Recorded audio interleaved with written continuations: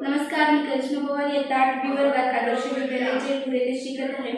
आज माझ्यासोबत माझ्या मैत्रिणी अमृता, श्रेया, दिव्या, अनुष्का आहेत. आम्ही सर्वजणी प्लास्टिक मुक्त अभियानाअंतर्गत चर्चा करणार आहोत. सर्वप्रथम अमृता, तुला प्लास्टिक याबद्दल काय माहिती आहे? प्लास्टिक प्रदूषणाची समस्या दिवसेंदिवस वाढत आहे.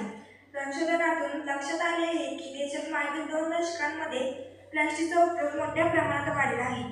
प्लास्टिक वापरता सोपे आणि स्वस्त असते. यामुळे लोकांमध्ये प्लास्टिकपासून बनवलेली वस्तूंची लोकप्रियता आहे.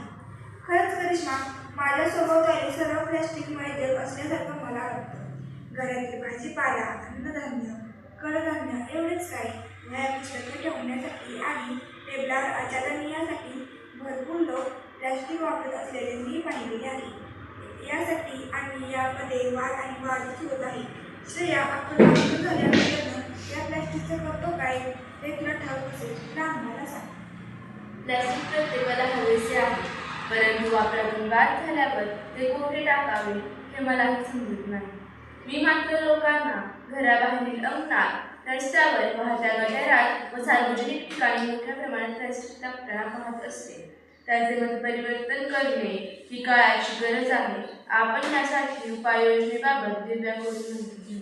तसं पाहिलं तर प्लास्टिक निर्मूलन करत असलेले कोणी दिसत नाही. मोठा प्लास्टिकचा कचरा जमा झाला की लोक पेटवून देतात. आज प्रत्येक ठिकाणी प्लास्टिकचा वापर वाढत गेला आहे. परंतु त्यातून निघणाऱ्या धुरामुळे अनेक आजारांना सामोरे जावे लागते. म्हणून काय प्लास्टिक जाळावेच हा उपाय ठरू शकत नाही. माझ्या ऐकण्यानुसार प्लास्टिक कुजतही नाही. मग या कचऱ्याचं करायचं काय? कागद असता तर लगदा करून परत वापरला असता किंवा त्याचा पुनर्वापर केला असता. परंतु प्लॅस्टिक पेटवल्यानंतर त्यापासून प्रदूषण होते. त्यामुळे आपल्या आरोग्यावरती फार मोठा दुष्परिणाम होतो. म्हणजे श्वसनाचे विकार, घशाचे आजार व डोळ्यावरील परिणाम दिसू लागतात. रस्त्यावरती कचरा असतो हे सुद्धा चुकीचं आहे. मी कालच एका कुत्र्याला प्लॅस्टिक खाताना पाहिले. ते खाल्ल्यानंतर त्याची होणारी तडफड मला बघवली नाही. काही वेळानंतर ते तडफडून जीवाला मुकले. हे पाहून मला खूप वाईट वाटले. खरंच आमच्या शेजारच्या गायीने प्लास्टिकच्या कॅरी बघा चाऱ्यात चघळल्या. तिच्या पोटात गेल्या म्हणून तिचं मरण ओढवलं. तिचं बिचारं रेडकू रडलं. दुधा वाचून त्या लेकराचं अडलं. माझं मन खूप तडफडलं. प्लॅस्टिकचा कचरा हेच त्याचं कारण.